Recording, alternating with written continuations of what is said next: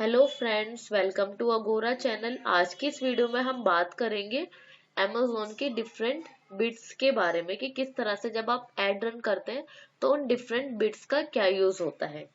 तो video start करने से पहले मैं आपसे रिक्वेस्ट करूंगी, अगर मेरे चैनल पर आप न्यू है तो चैनल को सब्सक्राइब करना और वीडियो को लाइक करना मत भूलिएगा।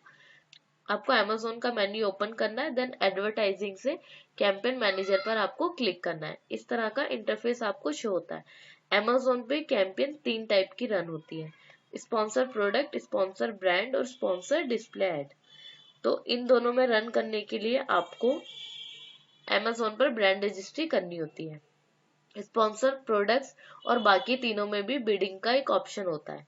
तो मैं कंटिन्यू पर क्लिक करूंगी और इस तरह से आपको जो भी आप प्रोडक्ट आपको एड्स में रन करना है, आपको उसका एड ग्रुप का एक नेम देना होता है। आपको जो भी नेम ठीक लगे वो आप अपने अकॉर्डिंग यहाँ पर सेट कर सकते हैं, बट कोशिश कीजिएगा जो भी आपका प्रोडक्ट है, जिस टाइप के आप कैंपेन रन कर रहे हो उसी टाइप से आप नाम क्रिएट करो। जैसे यहाँ पर मैंने ऑटो फिर अंडरस्कोर ऑल प्रोडक्ट्स, मतलब मैं एक ऑटोमेटिक कैंपेन रन करूंगी जिसमें मेरे सारे प्रोडक्ट्स इंक्लूड होंगे। हमें यहाँ से प्रोडक्ट सिलेक्ट करने होते हैं। अमेज़न का एक नया फीचर है जिसमें अमेज़न हमें सजेस्ट करता है कि हमारे कौन से प्रोडक्ट एड रन करने के लिए अच्छे हैं। बेंचमार्किंग में भी सेम चीज है। अमेज़न सजेस्ट करता है कि अगर आप इस पर एड्स रन करोगे तो सेल कन्वर्जन के चांसेस ज्यादा है। तो यहाँ से मैं अभी आपको बिडिंग समझाने के लिए 2-3 प्रोडक्ट सिलेक्ट कर लेती हूँ। टारगेटिंग, अमेज़न में टारगेटिंग दो तरह से होती है, एक ऑटोमेटिक और एक मैनुअल टारगेटिंग।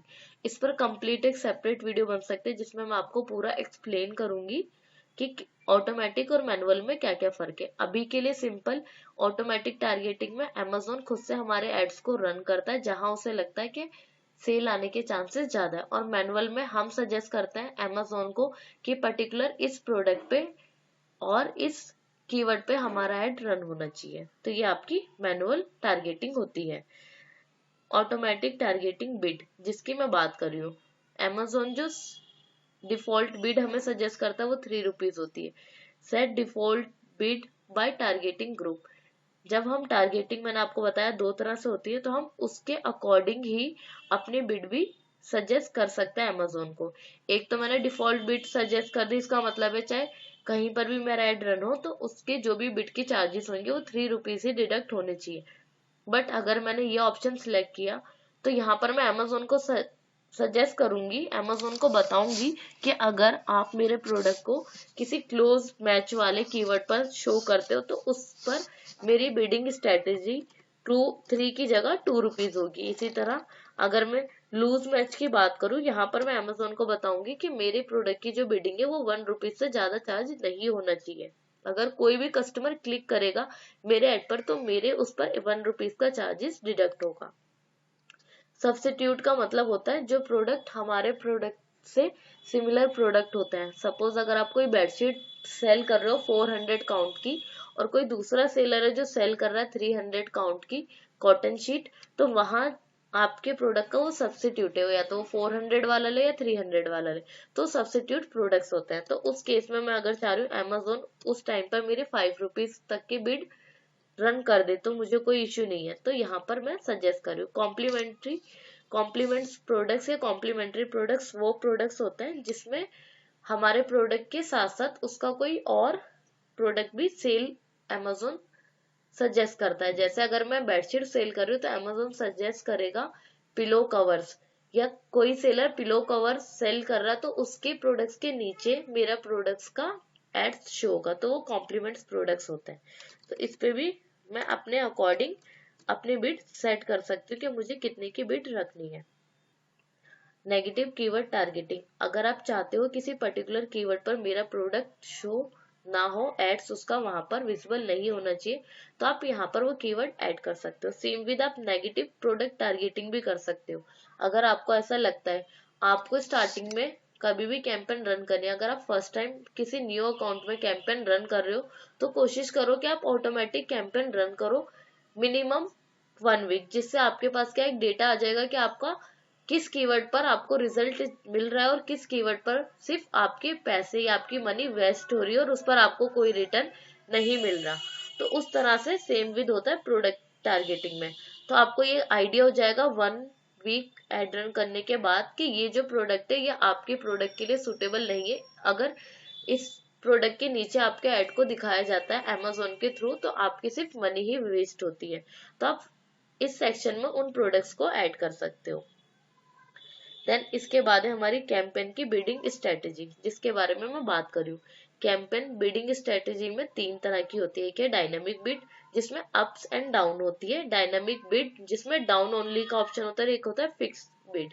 तो इसमें भी आप अगर बिड सेट करते हैं तो एडजस्टमेंट बिड बाय प्लेसमेंट, आप उसकी प्लेसमेंट कहाँ कर रहे हैं उसके अकॉर्डिंग आपकी बिड का प्राइस सेट होता है। अब मैंने ऊपर अगर मैं यहाँ पर बिडिंग में डिफॉल्ट बिड 3 रुपीज ही सिलेक्ट कर लेती हूँ।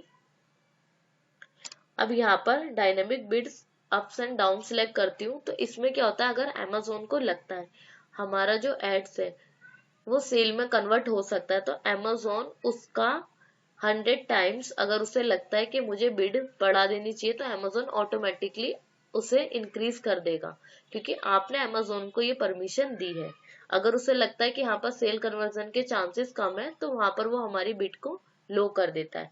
तो यह क्लियरली मेंशन है कि हमारी जो बिडिंग है वो 100% इंक्रीज हो जाएगी अगर सेल कन्वर्जन का चांसेस होते हैं।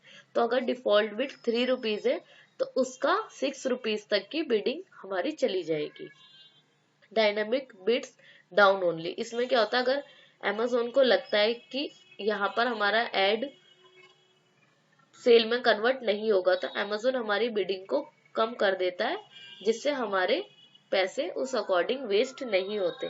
बट मैं आपको बोलूंगी कि डाउन ओनली आप मत रखिए, क्योंकि मोस्ट ऑफ द टाइम आपकी तरह और भी सेलर्स हैं जो एड्स रन कर रहे हैं, और Amazon पर विदाउट एड रन करे स्टार्टिंग में कोई न्यू प्रोडक्ट को लॉन्च करना बहुत डिफिकल्ट होता है कि उसकी ऑर्गेनिक सेल आए।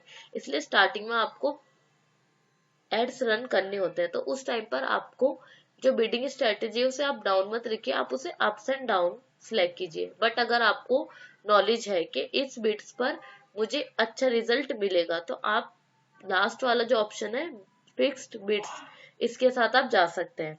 इसमें होता क्या है, जैसे मैंने ऊपर बताया आपने डिफॉल्ट बिड सेट कर दी है 3 रुपीज की, तो यहाँ पर भी वो आपकी बिड फाइनल हो गई। अब इसमें कुछ भी चेंजेस नहीं होंगे। अब लास्ट एंड सबसे मेन ऑप्शन टॉप सर्च या फर्स्ट पेज। जब भी आप कोई भी प्रोडक्ट Amazon पर सर्च करते हैं तो आपने देखा होगा वहां स्टार्टिंग में ही प्रोडक्ट सर्च करने के बाद स्टार्टिंग में जो टॉप रिजल्ट आते हैं वो स्पॉन्सर्ड प्रोडक्ट्स के होते हैं। तो वो एक्चुअली क्या होता है, वो सेलर्स ने अपने प्रोडक्ट्स पर एड्स रन किया होता है। तो अब क्या होगा कि टॉप सर्च में जो भी रनिंग में होगा तो उसमें Amazon खुद से 50% जो मेरा ऐड होगा वो ज्यादातर पेज के टॉप सर्च में दिखाया जाएगा।